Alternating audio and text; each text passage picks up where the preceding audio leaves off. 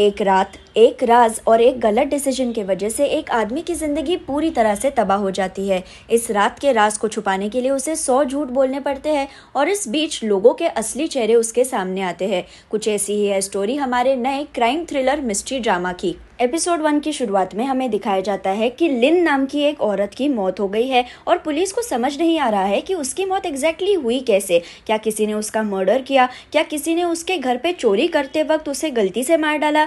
लिन के मौत की खबर सुनकर उसके बिल्डिंग में रहने वाले सारे लोग इकट्ठे हो जाते हैं और इन सारे लोगों की रिएक्शन बहुत अजीब होती है, जैसे कि वो कुछ छुपा रहे हैं।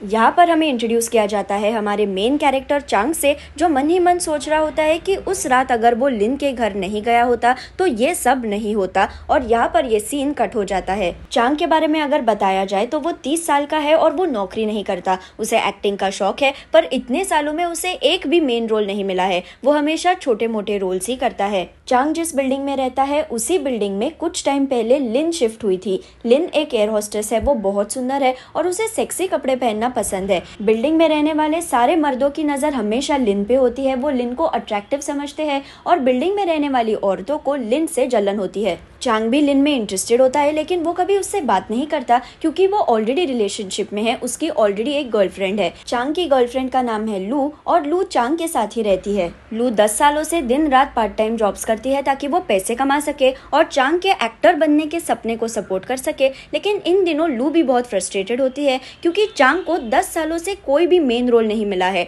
वो घर के रेंट के लिए पैसे नहीं कंट्रीब्यूट करता, वो घर के काम भी ठीक से नहीं करता, उसे वो कोई हेल्प नहीं करता। लू का मूड अच्छा करने के लिए चांग उसके पार्ट टाइम डिलीवरी जॉब पे जाता है और कुछ सामान डिलीवर करते वक्त उसे टीवी पे दिखता है इंटरव्यू फिल्म डायरेक्टर ये का। डायरेक्टर ये अपने नए फिल्म के बारे में बात कर रहा होता है जिसका नाम है नॉट अ मर्डर स्टोरी। और यहाँ पर हमें बताया जाता है कि डायरेक्टर ये चांग के पापा है। उन्होंने चांग की मम्मी को डिवोर्स दिया था और तब से उन्होंने चांग से कांटेक्ट नहीं रखा और उन्हीं के वजह से चांग एक्टर बनना चाहता है। कुछ सालों पहले चांग ने बहुत हिम्मत करके अपने पापा को अपने ग्रेजुएशन प्ले को देखने बुलाया था, लेकिन उसके पापा ने उसे बहुत नेगेटिव फीडबैक दिया कि तुम में बिल्कुल भी एक्टिंग का टैलेंट नहीं है, एक्टिंग तुम्हारे बस की बात नहीं है, जिससे चांग हर्ट हुआ था। लेकिन उसी वक्त चांग ने ठान लिया कि अब वो एक बड़ा एक्टर होकर अपने पापा को इम्प्रेस करेगा। इस बात को अब 10 साल हो चुके हैं और अभी भी चांग एक फेमस एक्टर नहीं बन पाया है और वो डिसाइड करता है कि उसके पापा की नई फिल्म के लिए वो ऑडिशन देने जाएगा। यहाँ लू पैसे कमाने के लिए एक बार में काम करती है जहाँ एक आदमी उसे छेड़ता है, उसे गलत तरीके से टच करता है और लू गुस्से में आकर एक बियर की बोतल इस आदमी के सिर पे फोड़ देती है। लू इस हादसे की वजह से बहुत अपसेट होती है, लेकिन वो इस बारे में चांग को बता भी नहीं सकती क्योंकि वो बार में काम कर रही है। इस बारे में चांग को पता ही नहीं होता। लू को ये भी पता होता है कि चांग अब अपने पापा के फिल्म के लिए ऑडिशन देने वाला है, जिस वजह से वो स्ट्रेस्ड आउट है और इसलिए लू उसे शांति से सपोर्ट करती है और उसे ऑडिशन के लिए तैयारी करने में भी हेल्प करती है। ऑडिशन का दिन आ जाता है और चांग अपनी बिल्डिंग से जब बाहर आता है तो उसे दिखता है कि लिन और एक दूसरे पड़ोसी में झगड़ा शुरू है। पड़ोसी लिन पे चिल्ला रही होती है कि मैं जहाँ कपड़े सुखाने डालती हूँ वहीं पे तुम सिगरेट स्मोक करने क्यों जाती हो? तुम्हारे वजह से मेरे धुले हुए कपड़ों की गंदी बदबू आती है, मैं तुम्हारे खिलाफ पुलिस कंप्लेंट करूंगी। और लिन इस औरत को इग्नोर करती है। चांग भी इस सीन को इग्नोर करके अपने कार में बैठ जाता है क्योंकि उसे ऑडिशन के लिए जाना होता है और अचानक से उसके फोन पे मैसेज आता है। ये मैसेज भेजा होता है लिन ने और इस मैसेज में लिखा होता है कि अभी तुम मेरी तरफ देख रहे थे ना, क्या आज रात तुम फ्री हो? चांग जल्दी से यह मैसेज डिलीट कर देता है क्योंकि वो नहीं चाहता कि उसके और लू के बीच कोई मिसअंडरस्टैंडिंग हो और अपने ऑडिशन के लिए वो निकल जाता है। बाद में लिन उसी की बिल्डिंग में रहने वाली एक औरत मे के घर पे जाती है फुल बॉडी मसाज करवाने के लिए और मे के एक्सप्रेशन से हम समझ जाते हैं कि उसे लिन बिल्कुल भी पसंद नहीं है। जब मे का ध्यान नहीं होता तो उसका टीनेजर बेटा जिसका नाम है वो अपने कमरे का दरवाजा खोलता है और चुपके से लिन पे नजर रखता है। यहाँ चांग ऑडिशन के लिए आ जाता है और वो कॉन्फिडेंट होता है क्योंकि उसने बहुत प्रैक्टिस की है और ऑडिशन रूम में उसके पापा यानी डायरेक्टर ये भी बैठे होते हैं। चांग और एक औरत को साथ में ऑडिशन देनी होती है पति पत्नी के रोल के लिए और चांग पूरी तरह से प्रिपेयर्ड होता है, लेकिन अचानक से पत्नी का रोल प्ले करने वाली औरत उसे बताती है कि तुम ये कौन सी स्क्रिप्ट पढ़ रहे हो, हमारे डायलॉग्स ये नहीं है। और चांग के होश उड़ जाते हैं। स्क्रिप्ट्स की अदला बदली हो गई है और चांग को किसी और रोल के लिए ऑडिशन करवाने के लिए बिठाया गया है, लेकिन चांग कुछ कह नहीं पाता। चांग कैसे भी खुद के इमोशंस को कंट्रोल करके नए स्क्रिप्ट के डायलॉग्स बोलता है, नई स्क्रिप्ट की एक्टिंग करता है, लेकिन उसके पापा उससे इम्प्रेस नहीं होते। वो चांग को ऑडिशन से बाहर निकाल देते हैं और चांग उन्हें समझाने की कोशिश करता है कि वो इस रोल के लिए नहीं, दूसरे रोल के लिए ऑडिशन देने आया था, उसकी स्क्रिप्ट चेंज हो गई है। पर कोई भी चांग की बातों की तरफ ध्यान नहीं देता। चांग ऑडिशन से नाराज होकर जब घर आता है तो उसे दिखता है कि बिल्डिंग के सामने कुछ गुंडे लू को परेशान कर रहे हैं। वो उनसे पूछता है कि ये सब क्या शुरू है, तुम मेरी गर्लफ्रेंड को क्यों तंग कर रहे हो। तो गुंडे बताते हैं कि तुम्हारी गर्लफ्रेंड ने बार में काम करते हुए किसी आदमी के सिर पे बॉटल फोड़ दी। वो आदमी अब तुम्हारी गर्लफ्रेंड को कोर्ट में खींच रहा है, इसलिए तुम्हारी गर्लफ्रेंड ने हमसे पैसे उधार लिए, पर अभी तक उसने ये पैसे वापस नहीं किए हैं।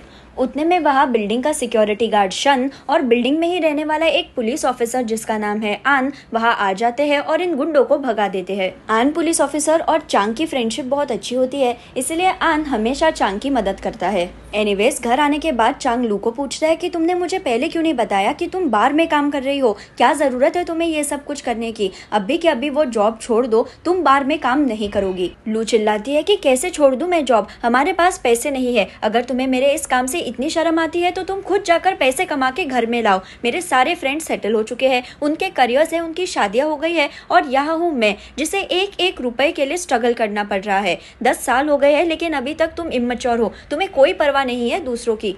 चांग जिसका दिन ऑलरेडी खराब जा रहा था क्योंकि वो ऑडिशन में फेल हो गया है, लू की बातें सुनकर और ज्यादा फ्रस्ट्रेट हो जाता है और गुस्से में वो घर से बाहर चला जाता है। अपने दिमाग को शांत करने के लिए चांग इंस्टाग्राम पे स्क्रॉल कर रहा होता है जब उसे दिखता है कि जो लोग आज के ऑडिशन में सिलेक्ट हुए हैं वो क्लब में मिलकर पार्टी कर रहे हैं और इस पार्टी में चांग के पापा भी आए हैं। चांग डिसाइड करता है कि वो भी इस पार्टी में जाएगा और वहां पहुंचकर उसे दिखता है कि जिस औरत ने उसके पत्नी के रोल के लिए ऑडिशन किया था वो अपने फ्रेंड्स को हंस हंस कर बता रही होती है कि कैसे चांग की स्क्रिप्ट को जानबूझकर हाओ नाम के एक आदमी ने बदल दिया और कैसे चांग को उल्लू बना के उनको बहुत मजा आया। इस सच्चाई को जानकर चांग के होश उड़ जाते हैं, इसलिए वो हाओ से पूछता है कि तुमने मेरे साथ ऐसा क्यों किया, लेकिन हाओ कहता है कि मुझे कुछ नहीं पता। चांग और हाओ झगड़ने लगते हैं और इस बीच हाओ चांग को धक्का मार देता है। चांग जमीन पे गिरता है और उसे फिट आने लगती है। सारे लोग पैनिक होते हैं, एम्बुलेंस बुलाते हैं। हाओ डर जाता है लेकिन उतने में चांग खड़ा होता है और वहां से चला जाता है। चांग ने जानबूझकर ये ड्रामा किया होता है हाओ को डराने के लिए और उसे दिखाने के लिए कि ये असली एक्टिंग होती है।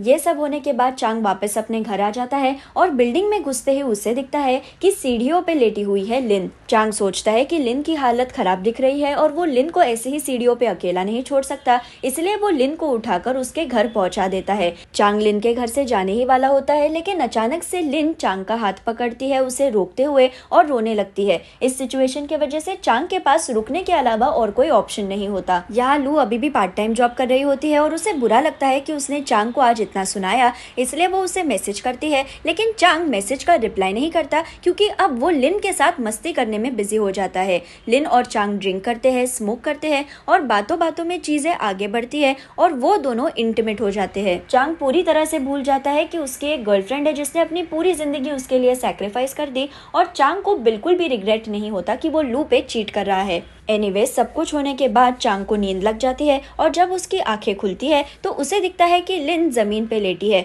वो लिन के पास जाता है और उसे दिखता है कि लिन के गले पे कुछ अजीब से निशान है और लिन की सांसें पूरी तरह से रुक गई है। चांग लिन को उठाने की बहुत कोशिश करता है लेकिन लिन बिल्कुल भी रिस्पॉन्स नहीं देती और चांग पैनिक हो जाता है ये सोचकर कि शायद लिन की मौत उसी के वजह से हो गई क्योंकि वो जब इंटीमेट हो रहे थे तब चांग ने लिन का गला दबाया था। चांग घबरा जाता है क्योंकि उसने अनजाने में किसी का मर्डर कर दिया है और यहाँ पर एपिसोड 1 खत्म हो जाता है।